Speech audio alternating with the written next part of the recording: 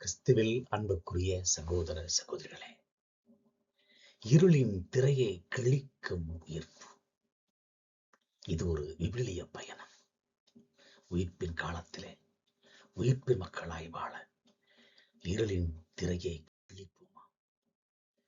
என் பகைவனே, என்னை குறித்து கிழிப்படையாதே, ஏனெனில் நான் விழுந்தாலும் விழுந்திருப்பேன். நான் இருளில் குடியிருந்தாலும் ஆண்டவர் எனக்கு ஒளியாயிருப்பார். மீகா 7:8. இந்த வார்த்தையை வைத்து நாம் இன்று தியானிப்போம். இந்த வார்த்தைகள் வெறும் ஆறுதல் மட்டுமல்ல, இது விசுவாச போர் முரசு. இருள் விலகி ஒளி பறக்கட்டும். கல்லறை வாசல் மூடியிருந்தது உண்மைதான். ஆனால் கருணை தேவன் அங்கேயே தங்கிவிடவில்லை. வீழ்ச்சி என்பது முற்றுப்புள்ளி அல்ல, அது ஒரு புதிய தொடக்கத்தின் காற்றுப்புள்ளி. இருள் என்பது பயத்தின் போர்வை அல்ல, ஒளி பிறப்பதற்கான ஒரு கருவறை. பாவச்சேற்றில் நாம் தடுக்கி விழுந்தாலும் உயிர்த்தவர் கரம் நம்மை தூக்கி காத்திடுமே. நான் விழுந்தால் என்ன என்று கேளுங்கள். விழுந்த இடத்தில்தான் வெற்றியின் வேர் உள்ளது. சாம்பிழுந்து எழும் பீனிக்ஸ் பறவை போல சாவிழுந்து எழுந்த சத்தியத்தின் பிள்ளையாய் நிமிருவோம். உயிர்ப்பு என்பது வெறும் சடங்கு அல்ல, அது நம் உள்ளுக்குள் எரிய வேண்டிய தீப்பொறி. முகத்தில் சோகம் பூசி தெரியாதே, நீ உயிர்த்தவரின் சாட்சி, வாடிய பயிரின் சாட்சி அல்ல. எப்படி செயல்பட வேண்டும்? உயிர்த்த இயேசுவின் சாட்சியாக மாறுவது என்பது ஏதோ பெரிய தத்துவ வகுப்பெடுப்பதல்ல, அது நம் செயலில் தெரிய வேண்டும். தோல்வியை கண்டு சிரிக்க பழகுங்கள். வாழ்க்கையில் வீழ்ச்சி வரும்போது, ஆண்டவரே, இது உமக்கு ஒரு சவாலா என்று கேட்டு பழகுங்கள். மீகா தீர்க்கதரிசி போல எதிரியை பார்த்து, ஏ இருளே, நீ என்னை தற்காலிகமாகத்தான் மூடியிருக்கிறாய், என் ஆண்டவர் எனக்கு ஒளியாக இருக்கிறார் என்று துணிவுடன் சொல்லுங்கள். முகத்தில் ஒளி உயிர்ப்பு தெரியட்டும்.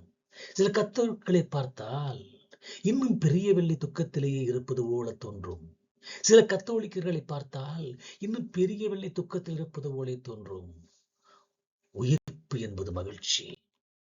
நம் சிரிப்பு மற்றவர்களுக்கு நம்பிக்கை கொடுக்க வேண்டும். அதுவே முதல் நற்செய்தி அறிவிப்பு. இருளில் ஒளியை தேடாதீர்கள், ஒளியாக மாறுங்கள். சமூகம் என்னும் இருட்டில் மெழுகுவத்தியாக மாறுங்கள். அநீதி நடக்கும் போது மௌனமாக இருப்பது இருளில் குடியிருப்பதற்கு சமம். அங்கே நீதியின் ஒளி ஏற்றுவதே உயிர்ப்பின் சாட்சி. கத்தோலிக்க இறையியலில் பாஸ்கா மறைபொருள் என்பது துன்பம், சாவு மற்றும் உயிர்ப்பு ஆகியவை மூன்றின் பிணைப்பு. சாவு இல்லாமல் உயிர்ப்பு இல்லை. எனவே உங்கள் துன்பங்களை வெற்றிக்கான நுழைவுச்சீட்டாக கருதுங்கள். சாவு இல்லாமல் உயிர்ப்பு இல்லை. எனவே உங்கள் துன்பங்களை வெற்றிக்கான நுழைவுச்சீட்டாக கருதுங்கள். கல்லறையின் கல் புரட்டப்பட்டது போல உங்கள் இதயத்தை மூடியிருக்கும் சுயநல பயம் என்னும் கற்களை புரட்டி தள்ளுங்கள். சிலுவை செடியில் பூத்த சிரிப்பு உயிர்ப்பின் செடியின் வடிவம். வார்த்தை மனிதரானார், இன்று வார்த்தை செயலாக வேண்டும். வார்த்தை மனிதரானார், இன்று வார்த்தை செயலாக வேண்டும். வெறும் மேடை பேச்சில் உயிர்ப்பு இல்லை, வீதிக்கு வரும் அன்பில் தான் அது உண்டு. வெறும் மேடை பேச்சில் உயிர்ப்பு இல்லை, வீதிக்கு வரும் அன்பில் தான் அது உண்டு. பைபிளை சுமந்து செல்வது மட்டும் சாட்சி அல்ல, பசித்தவன் பாரம் சுமப்பதை சாட்சி. பைபிளை சுமந்து செல்வது மட்டும் சாட்சி அல்ல, பசித்தவன் பாரம் சுமப்பதை பரிசுத்த சாட்சி. கல்லறை கல்லை தேவதூதர் புரட்டினர். கல்லான இதயத்தை நீயே தான் புரட்ட வேண்டும். அல்லேலூயா என்று தொண்டைகளிய கத்துவதை விட அழுவன் கண்ணீரை துடைப்பதில் உண்டு உயிர்ப்பு. அல்லேலூயா என்று தொண்டை கிளிய கத்துவதை விட அழுவன் கண்ணீரை துடைப்பதில் உண்டு உயிர்ப்பு. பாவத்தின் இருளில் நீ படுத்து கிடந்தால் பகைவன் ஏளனம் உன்னை சுடுமே. மீகா சொன்னது போல நிமிர்ந்து நெல், உன் நிழல் கூட ஒளியை தரட்டும், இருளை அல்ல. மீகா சொன்னது போல நிமிர்ந்து நெல், உன் நிழல் கூட ஒளியை தரட்டும், இருளை அல்ல. வீழ்ந்தவன் எழுந்தால் அதுவே ஈஸ்டர், தாழ்ந்தவன் உயர்ந்தால் அதுவே ஈஸ்டர். வீழ்ந்தவன் எழுந்தால் அதுவே ஈஸ்டர், தாழ்ந்தவன் உயர்ந்தால் அதுவே ஈஸ்டர். முடங்கி கிடக்கும் முதியோரின் புன்னகையில் முளைத்து வரும் இயேசுவை நீ அடையாளம் காட்டு.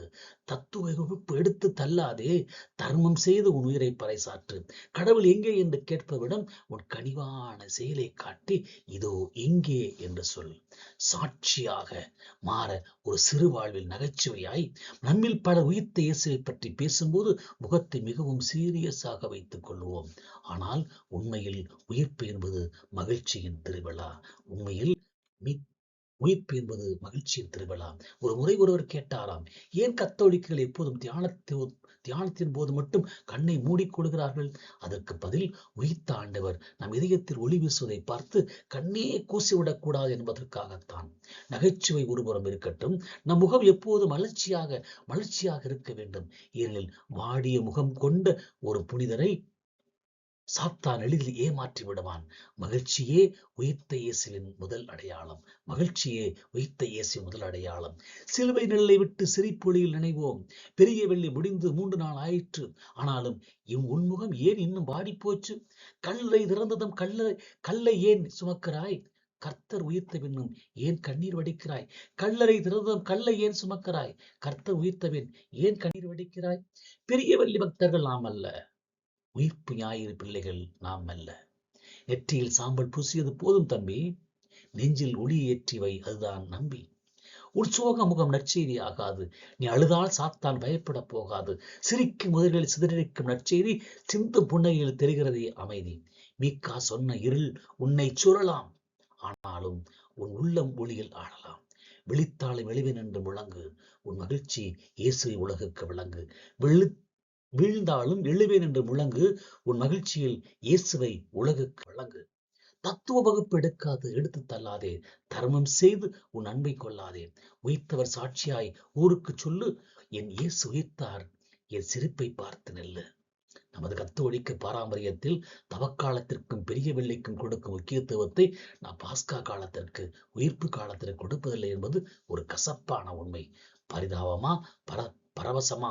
இயேசுவை ஒரு பரிதாபத்திற்குரிய வழியாக மட்டுமே பார்ப்பது விசுவாசத்தில் ஒரு பாதிதான். அவர் வெற்றி வீரராக மரணத்தை வென்றார் என்பதே உண்மையான செய்தி. சிரிப்பே முதல் நற்செய்தி. புனிதர் பிரான்சிஸ் டி சேல்ஸ் கூறுவார், சோகமான ஒரு புனிதர் மோசமான புனிதர். நாம் சோகமாக இருந்தால் நம்மை பார்ப்பவர்கள், உங்கள் கடவுளே உங்களை சந்தோஷமாக வைத்திருக்கவில்லையே, நான் ஏன் உங்கள் மதத்திற்கு வர வேண்டும் என்று கேட்பார்கள். பாஸ்கா ரகசியம் என்ன? சாவின் முளைக்கின் சங்கீதமாக இருக்க வேண்டும். கோதுமை மணி மண்ணில் மடிந்தால் கோடி மணிகள் கதிராய் விளையும். சிலுவை சாவு நிகழ்ந்தால்தான் சிம்மாசன உயிர்ப்புக்கு நமக்கு அழைக்கும். பாஸ்கா என்பது ஒரு கடந்து போதல், துன்பக் கடலை தாண்டி செல்லுதல். பெரிய வெளியில் மௌனம் இல்லையேல் ஞாயிறு காலையில் சங்கீதம் ஏது? துன்பம் என்பது தண்டனை அல்ல, வெற்றி கோட்டை தொடும் நுழைவுச் சீட்டு. வழிகள் இல்லாமல் வலிமை வராது, காயங்கள் இல்லாமல் கனிகள் வராது. வழிகள் இல்லாமல் வலிமை வராது, காயங்கள் இல்லாமல் கனிகள் வராது. கல்லறை வாசலை மூடிய கல்லை தூதர்கள் அன்று புரட்டித் தள்ளினர். உன் இதயத்தை மூடிய சுயநலக் கல்லை இனி நீயே புரட்டித் தள்ளு. பயம் என்னும் பாறையை தகர்த்தேறி, பாவம் என்னும் திரையை கிழித்தேறி. மீக்கா சொன்ன ஒளியாய் நீ மாறு, இருளை கண்டு ஏளனம் செய்ய பழகு. மீக்கா சொன்ன ஒளியாய் நீ மாறு, இருளை கண்டு ஏளனம் செய்ய பழகு. சாவு என்பது ஒரு முற்றுப்புள்ளி, அது அடுத்த பக்கத்திற்கான தொடக்கம். உயிர்த்த இயேசுவின் சாட்சியாய் நில்லு, உலகிற்கு புதிய நம்பிக்கையை சொல்லும். ஒரு குட்டி வாழ்வியல் நகைச்சுவையாக நான் சொல்லலாம், நம்மில் பலர் உயிர்ப்பை விரும்புகிறோம், ஆனால் சிலுவையை வெறுக்கிறோம். நம்மில் பலர் உயிர்ப்பை விரும்புகிறோம், ஆனால் சிலுவையை வெறுக்கிறோம். இது எப்படி இருக்கு தெரியுமா? பிரியாணி வேண்டும் என்று ஆசைப்படுவது போல, ஆனால் அடுப்பு பக்கம் போய் காய்கறிகள் அறுக்கவோ அந்த சூட்டை தாங்கவோ தயங்குவது போலத்தான்.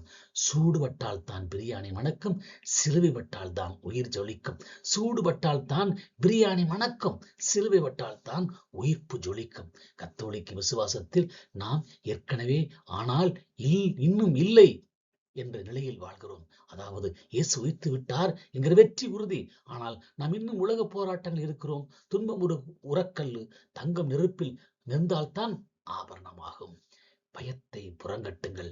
கல்லறைக்கு இருந்த இயேசுவுக்கு தெரியும், கல்லை அவர் தள்ள தேவையில்லை, தந்தை கடவுள் வழிபடுவார் என்று.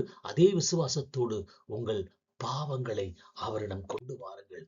நாம் இப்படி செயல்பட வேண்டும். துன்பத்தை கொண்டாடுங்கள். ஒரு கஷ்டம் வரும்போது ஏன் எனக்கு என்று கேட்காமல், இதன் வழியாக ஆண்டவர் எங்கே என்னை கூட்டிச் செல்கிறார் என்று தேடுங்கள். கல்லை புரட்டுங்கள். இன்று உங்களை முடைக்க வைத்திருக்கும் ஒரு கெட்ட பழக்கம் அல்லது பயம் என்னும் கல்லை உங்கள் இதயத்திலிருந்து நீக்க ஒரு சிறு முயற்சி எடுங்கள். ஒளியின் பிள்ளையாக உங்கள் பேச்சில் எப்போதும் மரணத்தின் வாசனை, சோறு அவநம்பிக்கை வராமல் உயிர்ப்பின் நறுமணம், நம்பிக்கை துணிவு வீசட்டும். அப்படிப்பட்ட மக்களாய் வாழ இருளில் ஒளி, வெற்றியின் வேர், பாஸ்காவின் பொருள், கல்லை புரட்டுதல் என்கிற பலதரப்பட்ட நன்மைகளை பெற்றவர்களாய் நாம் வாழ ஒளியின் மக்களாய், உயிர்ப்பின் மக்களாய் நாம் வாழ்வோம். இருளிலே ஒளி கொடுப்போம். வெற்றியின் வேர்களாக மாறுவோம். செயல் வடிவம் கொடுப்போம். கல்லை நாமே புரட்டுவோம். எனவே மகிழ்ச்சியின் சாட்சிகளாக மாறுவோம். உயிர்ப்பின் ஒளியாக நாம் இருப்போம். இயேசு கிறிஸ்து உயிர்த்தார். அல்லேலூயா.